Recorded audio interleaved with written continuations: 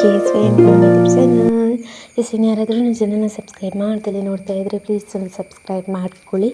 ನಾನಿವತ್ತು ಬಾಂಗ್ಡಾ ಫ್ರೈನ ಮಸಾಲೆ ಫ್ರೈ ಹೇಗೆ ಮಾಡೋದು ಅಂತ ಹೇಳ್ಕೊಡ್ತೀನಿ ನೋಡಿ. ಬಾಂಗ್ಡಾ ಮೀನನ್ನ ತಗೊಂಡು ಅದಕ್ಕೆ ಮೇಲ್ಗಡೆ ಈ ಥರ ಒಂದೆರಡು ಕಟ್ಸ್ ಹಾಕ್ಬಿಟ್ಟು ಮತ್ತೆ ಈ ಥರ ಕಟ್ ಮಾಡ್ಕೊಳ್ಳಿ.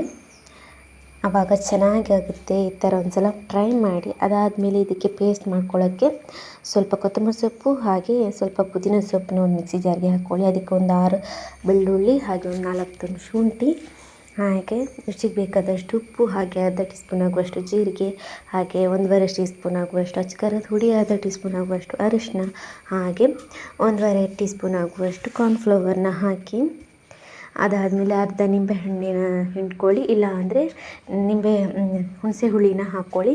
ಅದನ್ನು ಹಾಕ್ಕೊಂಡು ಪೇಸ್ಟ್ ಮಾಡ್ಕೊಳ್ಳಿ.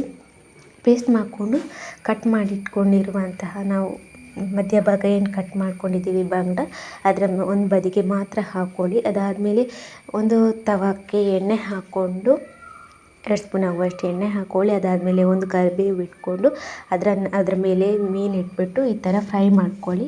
ಒಂದು ಬದಿ ಕಾಯಿದ್ಮೇಲೆ ಮತ್ತೊಂದು ಬದಿಗೆ ಹಾಗೆ ಹಾಕಿ ಮಸಾಲೆನ ಅವಾಗೇ ಹಾಕ್ಬೋದು. ಸ್ವಲ್ಪ ಹೊತ್ತು ಇಡಬೇಕಂತ ಮಸಾಲೆ ರೆಡಿ ಮಾಡಿಕೊಂಡು ಅವಾಗಲೇ ಫ್ರೈ ಮಾಡ್ಕೋಬೋದು. ಚೆನ್ನಾಗಿರುತ್ತೆ. ಈ ಥರ ಒಂದು ಸಲ ಟ್ರೈ ಮಾಡಿ. 15 ಮಿನಿಟ್ಸಲ್ಲಿ ರೆಡಿ ಆಗುತ್ತೆ.